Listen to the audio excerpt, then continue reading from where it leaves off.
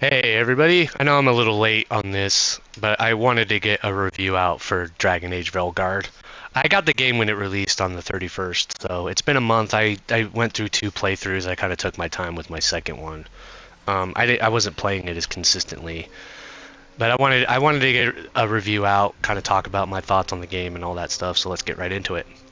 So firstly, I kind of want to go into some of my. I want to talk about like the negatives first before I talk about the positives. So one of the negatives I had was that the like as much as I enjoyed the combat, like I that's one of my positives. I enjoyed the combat, but after a while, I kind of was wanting more, you know, especially with the primer and detonation system and stuff. Like it's a cool theory. So for anybody who hasn't played the game, this and if you played the old Mass Effect games, you'll be familiar with this. So they brought back the primer and detonation system where you can kind of combo things with your teammates. And what that does is it like certain abilities will be you can combat, and it will kind of tell you if it is in the like the little tactical menu when you pull it up when you hold the L1 button on PlayStation. I don't know what the button is on Xbox or PC, but yeah, when you hold the button, pull up the tactical menu, and it'll tell you what it combos with. Then also, when you're in the skill menu, it also tells you what it will either if it's either a detonator or a primer. So when you do that, it and you can also combo with your main character as well. So it's not just your teammates; it's everybody, all three characters on the field. So when it does that, when you do that, um it causes like this little like glowy diamond thing to appear, and then it does this explosion, and it basically hurts all the enemies in a space. So it's really effective because it does a lot of damage. But the gripe that I have with it is that it's the same color, it's the same basically animation for anything. It doesn't matter what it is. If you're doing either a fire attack damage one, a necrotic one, or just straight magical, it's all the same. So there's like no differentiating it. And I think that was kind of like a missed opportunity there because I really felt like if they added a little bit more of the variation to it or something, that might have just helped. I mean, it is just a minor gripe, but honestly, like once you've seen it like what 20 times, you're like, all right, cool. The novelty kind of wears off quickly, and I just wish that like maybe it wasn't even if it wasn't just a diamond, maybe it just changed like a different shape or something. It did like a different shape and all that. But yeah, that's just a minor gripe on that one. But I still really like the combat. The combat's still really fun, but that's one of my gripes. Another gripe that I have is I know some people. This one's kind of a slippery slope because I don't want to get into that kind of territory. You guys know what I'm talking about. If you pay attention to like social media or whatever, you kind of know what I'm talking about. But the writing like has for me the writing I think has like its ups and downs. They have moments where it's like, oh, this is really cool, like this is a cool little character moment, and then there's other moments where it's kind of like, who wrote this? Like, what the hell is this, you know what I mean? And for some who have played this game, if you know, you know. I might talk a little bit about it in this review, but I don't want to go too deep into it because that's not the kind of review I want to make on the game. Um, Alls I know is it just like one of my gripes was definitely like the writing in some areas. Some of it was really good, I thought, and then others it was just kind of like, this is kind of lame. Um, Also, another gripe, like while I'm talking about the writing, I'm gonna add this gripe on there too. The companions. I This is crazy too because I played a lot of BioWare's like character RPGs. I played all the Mass Effect games. It's one of my favorite franchises is Mass Effect. I played all the Dragon Age games, so I played Origins 2, Inquisition, and then this one. Um, I played, Jade Empire. I played the KOTOR games. So I played a lot of BioWare's RPGs. Probably all of the mainstream ones, I guess you can say. All their mainstream ones that people know about, I played them. So anyways, Um, in all of those games, it was hard pressed for me to find a companion that I didn't like. I always I always liked all of the companions in all of the BioWare games. This one is a different story. Like the At first there was only one in particular, and I think this is everybody's most hated one, was Tosh. Tosh I did not like. I did not like her from the get-go. From the first moment you run into her ass, I did not like her. She does not give you a good impression right off the bat. She's very abrasive and stuff, and I just did not like her. But I don't want to go too deep into Tosh, just like hate bashing on Tosh. But I did not like her compared to like everybody else. I felt like she was a character in a completely different game. Like she's a character from a different game in like in this game or something like that. I hope that makes sense. What I'm trying to say is like I just don't feel like she belongs in this game, and and it has nothing to do with like her inner turmoil with trying to find out about like if she's a you know a they or them or whatever. It has nothing to do with that. Like that stuff like doesn't bother me. It's all the other stuff about her that I just didn't like. How abrasive she was. She's she was constantly like berating some of the party members. Like there was one moment, and I think I might have that clip. I should probably post it on there, but like post it in this video. But like there's this one clip where she's talking to Nev, and she's like asking her why she dressed like that or whatever. And then you end up finding out that she's just like annoyed or some shit, but like she's criticizing someone else, the way someone else dressed. But then like when you first meet her, she tells you you don't get to tell me how to live, kind of thing, you know. So I'm just like, all right, so what the fuck? So it's like okay for you to berate people? I don't know, it just came across as very asshole-ish. You know, kind of an asshole, and I didn't like it. So that's basically like what it sums up to me for. It sums up, yeah, how it sums up to me is that she's just an asshole. I didn't like her like that. And then it's not even just her that I didn't like. Nev kind of, she was all right at first, but then like the more you learn about her, the more she's just kind of like, oh, witty sarcasm detective kind of things. Like she's always got like these quips and one-liners and stuff. And she has like some moments where she kind of drops her guard and she lets you learn a little bit more about her, but I felt like it was few and far between. I don't know, or at least in my opinion. I felt like she was just like a big quip machine. And she was another one that kind of like started to wear thin on me after a while. Um, Lucanus. Lucanus was cool, but he's just boring. I think that's what a lot of people would tell you, is that he's just boring. There's really not much about him other than like he likes coffee, and then he's possessed by a demon that they don't really like explore all that much. It's like they talk about it, but I feel like they could have explored that way more than they did, and they didn't. It was just kind of like, I like coffee, you know. That was like his whole character trait. So he's just boring, but he was cool and stuff. Usually when he was talking, he wasn't saying anything to piss me off. He was just like, he's just incredibly boring. And then like the other one was Balara. Balara had her moments. Like the beginning of her character story, I think when she's telling you about her brother, how she goes missing, I thought was really cool. It was like one of my favorite scenes, to be honest. Like she's just like full of emotion and stuff, and she's upset, and that's why she is the way that she is, you know. So like I would say more than half of the cast I didn't really care for. Harding, I don't know, I felt like she was just better as a scout in Inquisition, you know, where you occasionally flirted with her and she popped up and she gave you like a rundown of the area. It's all like Harding didn't really add too much, you know what I mean? So that's just me. But my favorites obviously are the ones I haven't mentioned, which is Davrin and Emmerich. Those were my two favorites, absolutely. Davrin is like super cool. He's like he's a Grey Warden. He's basically trying to like tackle the idea of raising griffins, and that's not really his thing, but you know, it kind of is on him, and he's trying to protect the griffins, you know, protect the Grey Wardens and stuff like that. And I don't know, like And then like when you talk to him, he just feels like he has character. You know what I mean? He almost feels like completely different from the rest of the cast. And it's the same with Emmerich too as well, because like his whole thing is that he's a necromancer and he's afraid of death. You know, he's afraid of dying.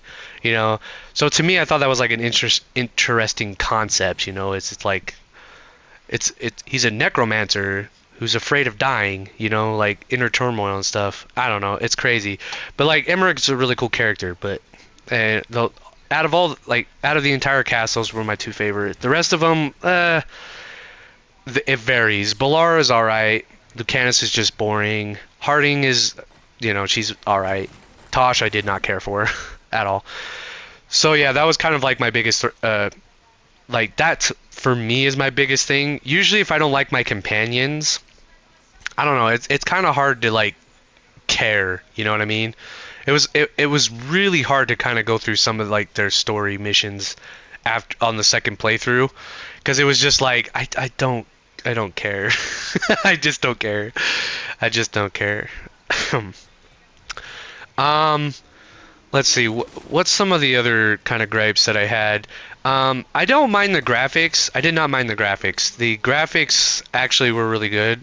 I thought a lot of people didn't really care for the cartoony style, but it kind of grew on me, you know, after a while. I really liked the hair like that they had in the game, how it was like done in the game. It just, I don't know. And then like when you're running, if you have like the long hair, you can just, you know, see your hair just kind of bouncing up and down. Like the hair physics were really cool, I thought. Like just hair in general was really cool. I think it was like my favorite thing about it. But like you know, after a while, the cartoony style kind of grew on me. I didn't hate it from the get-go, but I can understand why some people didn't like it, because they felt like it takes away from the dark and gritty nature of Dragon Age, which, oh yeah, I should mention that as well, because I am doing this all like off, no script and all that stuff, so pardon me if I'm bouncing from one thing to the next. But yeah, that's kind of another thing I'd add. A lot of people said that this game like wasn't dark. It had its moments for sure. Like the beginning of the game, it had its dark moments. And then like I would say like the first hour or two, like it has like some pretty dark moments. And then like everything in between, all the stuff in between, all the big story bits aren't really that dark, you know? Like I don't know, it's kind of like huge tonal shifts in some spots. At least that's how I took it. But then you'd have like, yeah, like I said, like the big story moments. You would have like like the dark kind of vibe to it and stuff. And that was the stuff I liked the most. And I know that's what a lot of people like Dragon Age for, is its dark and gritty nature. Which also brings me to the next thing. It's another gripe too. The main character. Yeah. When I was talking about the writing earlier, I should have probably added that on there. Like one of the reasons why the writing was kind of weird in some aspects is how they wrote your main character. And I know I've heard some reviewers talk about this like in great length, where you cannot be like a completely evil character, which is very not BioWare, if that makes any sense. You know, like if that makes any sense, because like if you played the Mass Effect games, you can be evil. You could be totally evil, and like you can kill people. You know, like if you don't like somebody, you can just kill them or something like that. You can goad them into fighting you and stuff, and then all that stuff. You know what I mean? Like you could truly be an evil character. You can be an evil character in KOTOR. All the BioWare RPGs, you could be like this evil character and kill people and just be the most evil douchebag on the planet. You know what I mean? And then like you can be also the biggest hero. You know, save everybody, be the nicest person, the paragon of justice and stuff. And then you can also be neutral. You can play like, you know, if like the moral compass. If you don't like what somebody does, you can basically tell them off, or you can just kind of like, you know, talk them out of it. You know, they give you all these situations to really role play your character. Well, in this game, like it just feels like you have one role, and that's hero. or sarcastic, I guess. You cannot be rude. Even if you wanted to be rude to somebody, the writing just won't let you do it. Like, you could pick the option. Like, all right, I'll use this example. When you're talking to the first warden, you run into him for the first time, and he's basically telling you off. Because I've only played this game as a Grey Warden, so he's basically bashing me for, you know, not following rules and stuff like that. And I'm trying to tell him, I'm trying to explain to him, like, no, this is serious. And he's just, like, brushing it off. And you get the dialogue option where it says, like, listen, you idiot. It literally says that. And if you pick that option, Rook does not say anything remotely close to that. He even sounds like he's trying to still reason with him. You want to tell this dude off because he's not listening to you. You basically want to tell him to piss off. Like, you're dumbass, dude. Like, piss off. And your character just will not do that. And that's like one of many examples where you'll run into a situation and it'll look like you can say something rude or you can goad them into fighting or whatever, but your character just will not say that. He just will not be rude to people. And that's not necessarily something I do in my first playthroughs or whatever. I'll do evil playthroughs, but sometimes I always feel bad about it because I'm just like, everybody's got to die, man. And I'm just like, no, I like these companions. I don't want to kill them. You know what I mean? So a lot of the times I don't do evil playthroughs. I know a lot of people like that, so that's why I'm saying that, like, you just don't get the option to really do that. Like, sure, they have like the aspect where you can kill your party members, but it's not you doing that. It's just basically you just make the clearly wrong choices and your party members will just die, you know what I mean? So there's not really yeah, I guess ultimately what I'm trying to say is it doesn't feel like there's a whole lot of player agency in this stuff. Like, it just seems like they were trying to take you on a certain path and they wanted your character to be like this character. And you can kind of deviate just tiny bits and stuff, but I just felt like it needed more than either the three options: the stern one, the jokester one, which a lot of the times it wasn't even a jokester comment or being sarcastic. That felt more like the neutral one, and then the good guy response, I guess. Like, you know, if you played in the Mass Effect games. The Mass Effect games, like, sometimes you would get way more options than just three. You know, most of the time you get like three options, either Paragon, Neutral, or Renegade, you know what I mean? So it kind of had that, but they all deviated for sure. They all felt different. So yeah, I guess that's the biggest thing, is you don't really feel like you're role-playing your Rook, you know? Because the most choice you really have is what he looks like, his background, which I do like that it did play kind of a bigger role, you know? Like, it didn't have like the hugest role, because if you compare it to like what Cyberpunk with its backgrounds and stuff, like, they didn't mean shit in Cyberpunk. Your background didn't mean shit. Occasionally it would allow you a dialogue option, but in this one it kind of, like, I felt like I was part of the Grey Warden story. Like, considering I was a Grey Warden and the Grey Wardens were really prominent in this game. Yeah, I felt like I was involved in it because, you know, characters would actively address me as like a Grey Warden, like, you're a warden, like, what do you think, kind of thing. And it just felt like my background made a difference. And I don't know too much about how, like, I'm pretty sure, like, if you're an Antivan Crow, you know, playing with the crows is kind of a huge thing. And then, like, the Shadow Dragon's the same as well. And it just feels like your background kind of makes... That's kind of like a really good thing that I enjoyed about it. Enjoyed about the game. I'm sorry, I am totally ranting about it. I'm totally ranting on this. Now, nobody knows what I'm really talking about. Am I still talking about negatives or am I talking about positives? So, yeah, we'll talk about positives. Yeah, that was one of them. Like, your background playing kind of a pretty decent role in your character development was kind of nice. The combat was also one of the things I kind of enjoyed about it. I really liked action. I do like action RPGs. They don't bother me as much. I do like turn-based as well. I can kind of vibe with like a lot of the RPGs that get made out there. There's some that I don't. But you know, for the most part, I do like action RPGs and turn-based RPGs. So yeah, the combat was enjoyable for me in this one. I would say that the main story, especially the last half, the last act was incredible. I think it's like it made it worth it. You know, I was able to deal with a lot of the bullshit. You know, like some of the weird writing during the game. But then like when you get to like the final act, it really pays off really well. It ends, I think, very well. It ties everything together. There's a nice little plot twist to it. I'm not going to spoil any of that. But the last act for sure was definitely my favorite, and I felt like that was just worth it alone. Like being able to having the game end like that made it so much better for me because I think if it didn't end very well, I probably would not have played this game again.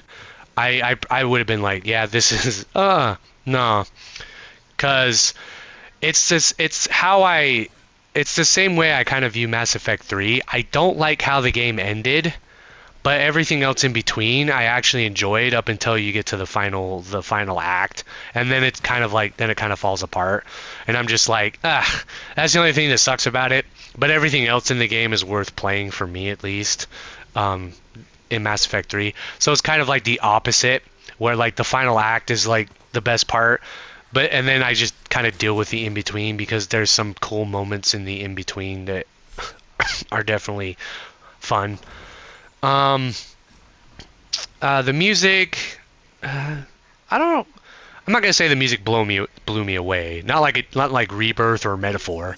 Metaphor's music was really awesome. I've had their song getting stuck in my head just randomly, just walking in my house, and all of a sudden I'm remembering Metaphor's like battle theme or whatever. And then it's kind of the same with FF7 Rebirth. I'll just remember tracks from and be like, oh man, soundtrack's really good. But I would probably tell you there's not really a whole lot in the soundtrack that is I'm gonna say like I remember, but it was good, you know. It was fine, but it was like nothing that I'm going to probably remember for in like several years, you know what I mean? So I was like, it was all right. It did its job. Um, as far as the game running, as far as like yeah, the specs, I played this on the PS5, so I played it on performance mode, and it ran really good. There was some parts that frame drops happened that I could feel it, and like the stutters or whatever, you could kind of feel it. But for the most part, it was pretty solid. Didn't really have any crashes as far as I remember. I think maybe I had one or two. Yeah, sorry, my mic turned off on me. Yeah, it's such a bad video. I'm just winging it. But as I was saying, I only had probably one or two crashes, so for the most part, I think the game was pretty well optimized. I heard that it also ran really well on PC, as far as I know. Maybe there might have been some bad hitching in some areas, but for the most part, it was pretty well optimized. And I think with that, that's pretty much all I wanted to really say about the game. Like, overall, the game ended up just kind of being alright for me. If I had to rate it, I would probably give it like a 7 or an 8. I think somewhere around there, just kind of hovering around a 7 or an 8.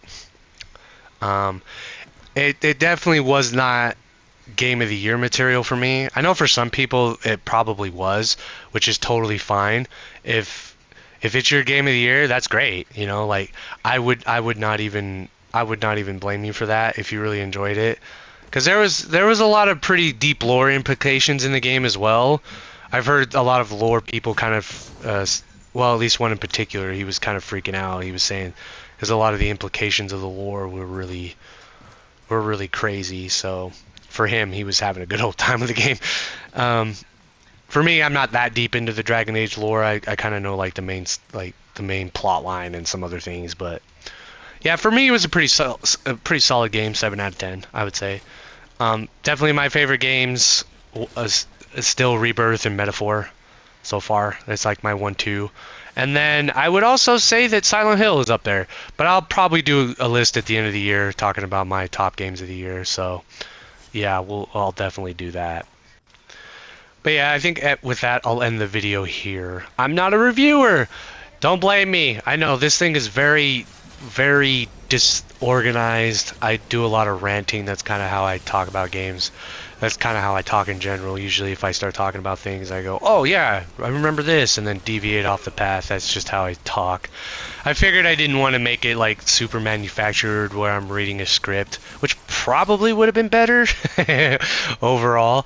But if you made it all the way here to hear that part, thank you so much for listening to me rant about a game for a little bit. Very disorganized and stuff. That's just how I do things.